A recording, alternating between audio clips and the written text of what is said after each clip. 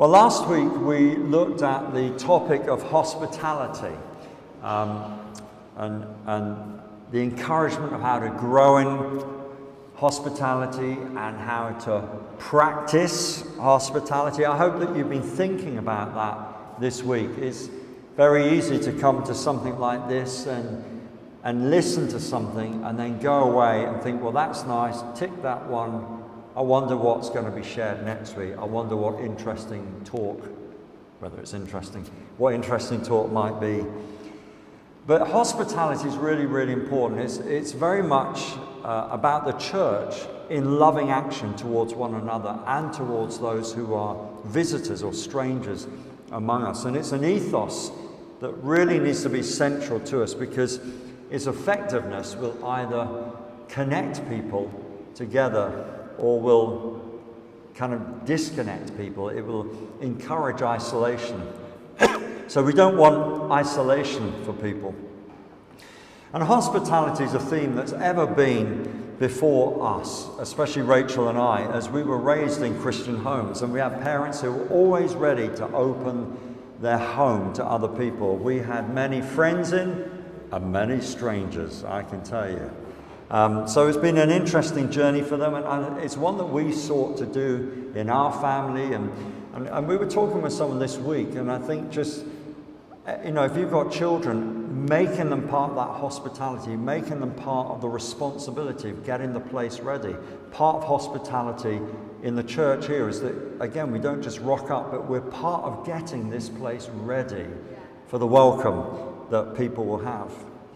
Rachel and I, we've been both in leadership and out of leadership, so we've seen both sides of hospitality in church life, because we know what it is to be the honoured guest and the unknown visitor. And it can be a really interesting thing. However, one of the defining moments about developing a greater understanding of hospitality came through an experience that Rachel and I had. While I was in Oxford at Theological College, just beginning my ordination training, I had to do a placement for 6 weeks. And we were encouraged to look at a church culture that was different to ours, rather than just go to something you're familiar with. So I thought, well, I can either go to something like a traditional church or liberal Catholic church, or I can go to what's called a conservative evangelical church, where they may not be as open to the way we look at gifts of the Spirit. They would kind of just reinterpret that a bit differently. Fantastic churches down the line. But I thought, actually, I think that's what I want to go for, because I've been in the kind of context I have, even though I've been in some different denominations, I wanted a different culture, church culture experience. So I thought that would be challenging. So we had this opportunity going to a church in Sydney, Australia, one of the kind of mainstay places for what would be called conservative evangelicalism. So I knew it was going to be interesting for me. We also knew that Melody was there, so we were going to have this chance to see Melody. She was over 2 years studying over there, so we thought we'd get a chance to see Melody, and we can go to a Hillsong conference while we're there. And my placement was to involve a number of things like preaching, being involved in worship, and musicians, reading on Sunday, staff meetings, worship planning, speaking at various church groups, including the student groups. But trying to make arrangements back then was harder. It was a bit harder than it is now. We were 9,500 miles away. It was very hard to get accommodation details, very hard to even speak to the vicar or indeed anyone. So I wondered if it was going to happen, but finally we managed to connect. Now, you guys from abroad, you know what it's like moving country, don't you? We've lived in America for 7 years. It's a challenge moving country, isn't it? It's a challenge when you're going to do something. We've got a great array of people here, people from Brazil, from South Africa, Zimbabwe, Lithuania, just different places. And they've all had to have that experience of what it's like coming to another country. Well, amazingly, one guy kindly offered to let us share his apartment because he figured he wasn't going to be around much. And he also knew we really didn't have any money because I was an ordinand student at that time. So we were doing it on a real little amount of money. And so he was very hospitable in opening up his home. And we arrived early, a week early. We decided to go and stay in a hostel while we went to the leadership conference. And then the following Sunday, we went down, after just checking in at our apartment with this new guy, we went down to the church. They were meeting in a college, and that was their temporary meeting place, and we walked in, and we got a nice, polite welcome. No one recognized our English accent, but obviously they had people from different parts of the world there, so maybe we weren't that strange. In fact, as we sat down, we wondered what would happen next. It seemed like we were unexpected. I was just getting a little concerned. Eventually, a staff member came and introduced herself before the service, and we were chatting away nicely, and finally, it dawned on her who we might be. And so that kind of helped me a bit. There's a connection. But the vicar, the pastor, didn't come out and see us. In fact, it was only when he was halfway through his preaching, it suddenly dawned on him who we were. Well, we were coming to be there for 6 weeks. I was going to be working alongside him. No one invited us for lunch. No one found out if we had any needs. No one introduced us to anything in the area. So it's an interesting start in the least coming from someone who's going to work in a church. When we were in the church office, the staff, they were lovely, they were very friendly towards us, but when we left the office and were out of sight, we were deemed out of mind. Out of sight, out of mind. And then the 6 weeks that we were there with them, we only had one invitation to a home for dinner, and unfortunately that one was cancelled because of sickness. Now, I had to do some speaking in home groups, and there happened to be one home that they said, well, maybe it might make sense if you just eat something, seeing as you're going to be at the group. It felt more a convenient thing, but, you know, that was helpful. It was nice that we had a meal in that way. But things finally came to a head that really caused me to think about hospitality in a greater way, because something significant happened. Now, my mum had cancer, and we still to this day are not sure what cancer she had. She was a bit of a naughty one. She loved God. She felt, as a Christian, as a woman of faith, she might be healed. So it's almost like she didn't want to acknowledge the cancer. And frustratingly, we could get no prognosis out of her as to what would happen. So we thought, well, we're going to Australia, let's at least go and see her. And when we did, we took our 2 sons with us. And, you know, looking at her, I thought maybe she's got 2 or 3 months left to live. She was probably the loveliest that I'd seen for a long time. And we just had time together, and then we went. 3 weeks into our placement, we got a phone call that she was saying she wasn't feeling so good, so she was going into hospital. And then a few days later, we got a phone call saying that my mum was dying. So we had a couple of phone calls, and it was a really strange experience to say goodbye to your mum on a phone.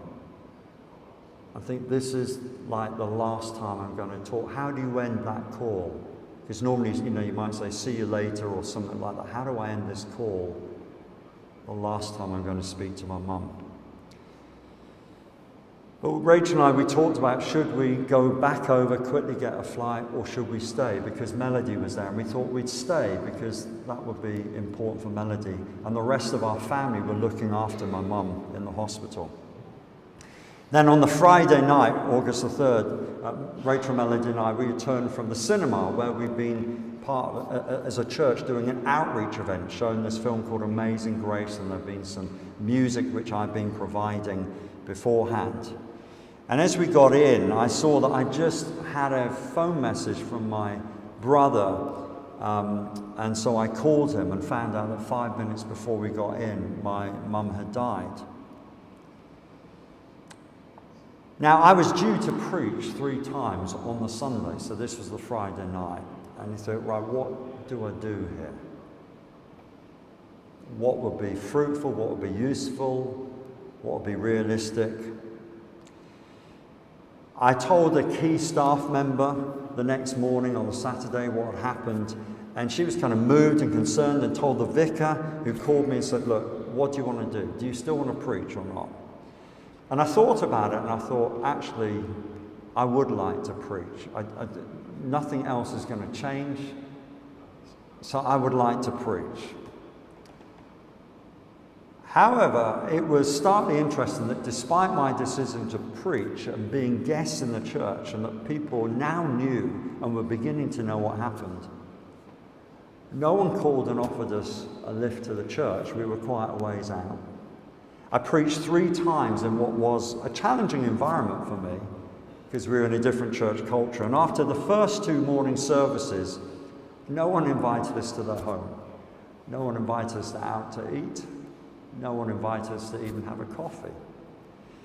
So Rachel and I both walked down to a restaurant, had a meal. We then sat in the park. And I think at that point I was just feeling pretty tired emotionally. I had some new shoes on. It's a bizarre thing what happens. New shoes, and I took them off. I lay on a park bench, and I said to Rachel, make sure no one steals my shoes. It's funny what's going through your head. And we sat there in the afternoon, and then the evening service came. I preached again. I don't want to depress you, but this is my story. On the Monday, no one contacted us. Through the week, the vicar had no pastoral time with me. I even sat with him at lunch on the Tuesday, and he didn't ask about how anything was going. 1 week later, I received a phone call from him saying that he wasn't ignoring me, he just plain forgotten me. So I have to confess that although I found it funny, it was extremely sobering to me, because what became evident to me is that you can have a real passion for preaching, or a real passion for leading worship, but these things are bereft, they're absent of things, unless you have practical love in operation. Now I say all that not to criticize, but what it did was it suddenly opened up a whole area that I thought I need to explore here. I feel like God was showing me an area of life that needed exploring more in order to become a more devoted worshipper and lover of God, and an effective church leader. So I began to search for books on hospitality, and found to my surprise there were hardly any written on it. I think I managed to find 5 books, and I was doing a write-up out of that. Strange for such an important subject in the Bible. Now, I said last week that hospitable comes from this word philoxenia, which means a lover of stranger or foreigners, from which we get lover of strangers and foreigners. And this means in effect that we are in the church to love the stranger or the foreigner or the visitor. It also means in Titus 1:8 that a church leader is also meant to be hospitable too. It's one of their qualifications, not just able to preach or able to teach, but able to show hospitality. So I was looking at this becoming a church leader, thinking on my experience of hospitality from a church leader. And the reason is this: God calls us, who we can't see, to love him by demonstrating love in practical ways to our neighbour who we can see. Not just love or spend time with the person that we know or that we like, but the one we don't know, the one who might seem different or unusual to us, the one who might take us out of our comfort zone. And so we were having a reading earlier on from Luke 10, and there's a passage just before that in Luke 10:25. And it says, an expert in religious law took up to test Jesus by asking him this question: Teacher, what should I do to inherit eternal life? There's the big question. How do I get eternal life? Everyone wants the quick win, eternal life. And the reply from Jesus was not about getting a better devotional life going, or attending church more frequently, or even being busy on a rota in church. But it was about loving your neighbor practically as a demonstration of how you love God. Love God with all you are and love your neighbor as yourself, Jesus said. So verse 29, it says, the man wanted to justify his actions, and he asked him, who is my neighbor? And so then Jesus tells this story, this parable of the Good Samaritan, about a Jewish man who's traveling from Jerusalem to Jericho, and he's attacked by bandits and beaten up and robbed and led for dead. And there's members of the church, a leader and a helper, who pass by and ignore him. And then verse 33, and then it says, a despised Samaritan, someone a Jew would never associate with, came along. And when he saw the man, he felt compassion. That's a mark of hospitality, is compassion. When you look at people, do you feel a sense of compassion for people? Do you want to do something to help them? He felt compassion for him. Going over to him, the Samaritan soothed his wounds with olive oil and wine and bandaged them. Then he put the man on his own donkey and he took him to an inn where he took care of him. And the next day he handed the innkeeper 2 silver coins, telling him, take care of this man. If his bill run higher than this, I'll pay you the next time I'm here. A bit like taking him to hospital and seeing that he's looked after. Now, which of these 3 would you say was a neighbor to the man who was attacked by the bandits, Jesus asked. And the man replied, the one who showed him mercy. And Jesus said, go and do the same. This man was as much a stranger to the Samaritan as he was to the other 2 guys from the local synagogue who passed by. But despite being culturally different, the Samaritan had and showed compassion by doing something about it in a way that cost him time and money. That was in effect, stranger loving. Giving hospitality, as Jesus was saying. And this wasn't just a nice story. Often when you hear this story, it's a nice kind of cute story. It's a kid's story or something. Jesus was actually challenging the core of people's hearts and actions and perceptions of those who are different to us in many ways. How do we feel about those people? In fact, hospitality is where we get the idea of hospitals and hospices from, because in the early church there was no such thing in the culture of the day. Rachel and I were listening to Bible on one year this week, and Nikki used this example of a Cyprian bishop of Carthage, Cyprian, who was a bishop of Carthage, who showed remarkable courage during the plague when it began in AD 250.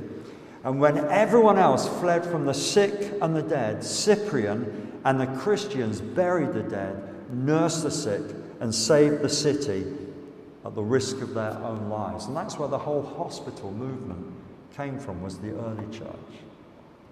Hospitality. It's practical, isn't it?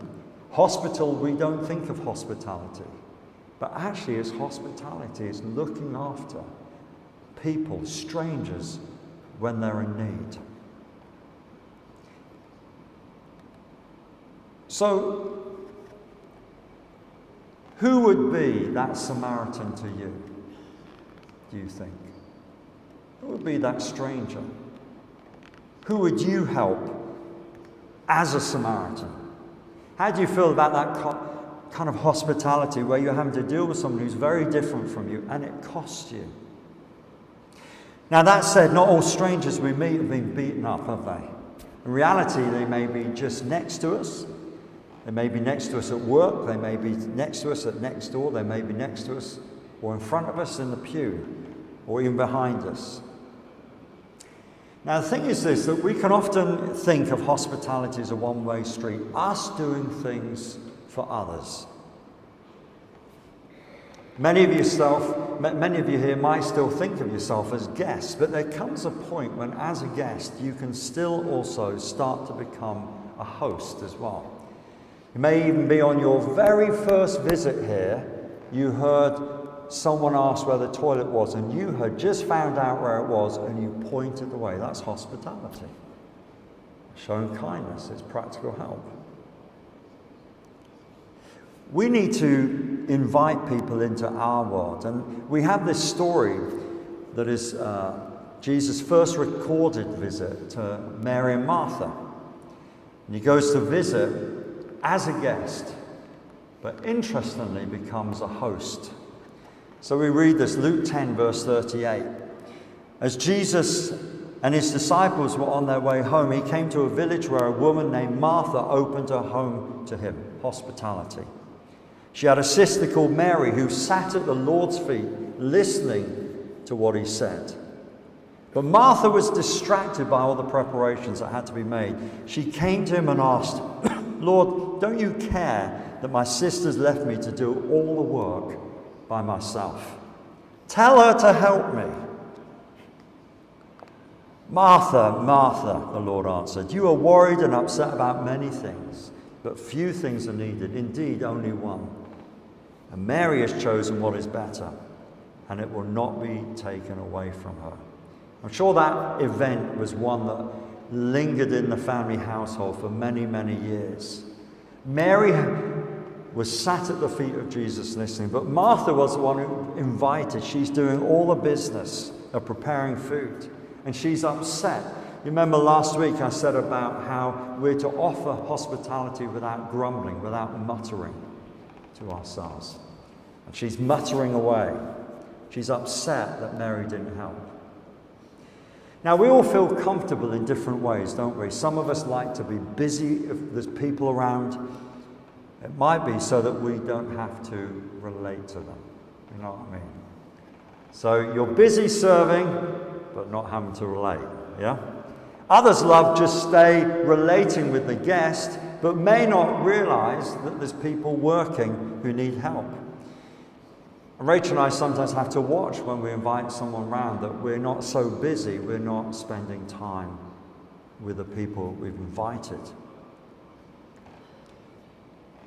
But also, if we're just sat talking to guests, who does the other stuff? So we need to learn both, and we need to understand how to grow in both these things, because actually it was important for someone to be sat listening to Jesus, because he was a guest. You invite someone and leave that person on their own, they're going to feel a bit isolated, aren't they? But that well-meaning task meant to be hospitality just saw the joy evaporate from it as Martha got frustrated, as opposed to Mary sitting in peace. But what's happening with Jesus and Mary is a two-way encounters is developing. He's been invited as a guest, but now he's giving to her wisdom. He's imparting to her something of who he is. He is now becoming the host. Do you see what I'm saying? And this motif of interchanging the guest and the host in relationships is quite a major theme in the Bible, and it's found in a number of different encounters. We've seen that, as we mentioned last week, with Jesus on the road to Emmaus with those two strangers. We saw with the widow of Zarephath, where she gives her last meal to Elijah and is provided through the famine. Rahab welcomes spies into the city of Jericho, and as a result is saved when Israel comes to the land and takes over the land. Abraham entertains angels and is promised a child. Publius invites Paul into his home and his father-in-law is healed. There's different things. Invitation is not just one way. It becomes a two-way transaction, interaction, as we humble ourselves to receive. There's a fluidity that's needed. And I think what's important is it's important to understand and change our perspective of seeing hospitality as a ministry being done to someone, but rather it's being done with someone. And so hospitality is not just about trying to get us uncomfortable and looking for strange people and trying to invite visitors around and going for meals. It's also about learning how to receive as well. so that we become both the host and the guest. And we've had some incredible times in our home where we've invited people around, and we've had some real enjoyable encounters as we've been ministered to in practical ways. So whether you're on a road to serving with someone or getting to know them or looking after someone, we do it together. We share it together. And we make ourselves vulnerable that we're not the big person, but we're there also to receive, or we can miss out on what God might want to do, because God might send someone to us for a specific reason. And it's only as we humble ourselves in that we might receive. So we're with them rather than doing something to them. And so that whole experience gave me a challenge. That placement gave me a challenge and provoked in me thinking I wouldn't really have thought of or pursued, wouldn't have imagined. And it's something that's helped shape our church's ethos, that we want to be looking out and we want to be thinking, how can I practice hospitality? So practicing isn't just doing to, it's practicing how to receive. So we might want to ask ourselves these kind of questions as I finish. What kind of Christian or church leader do I want to be in regard to this? What kind of church do I want to be part of or help build? What kind of practical worship in showing love is God looking for from me? Even thinking, what's been my experience of hospitality and how can I grow in it? What might be holding me back? What might happen to me and others that's good if I practice hospitality? So this is something that we could easily now pack away and move on to a different subject the next week. Or we can think about, talk about, and put into practice